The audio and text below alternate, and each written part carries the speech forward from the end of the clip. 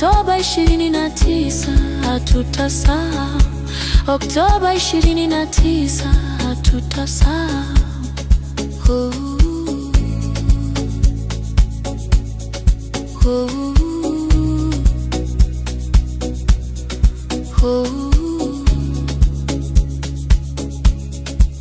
Taa za barabarani ziliona yote, eti lakini zikalazimishwa kufumba macho, na majina yakapotea kwenye vumbi.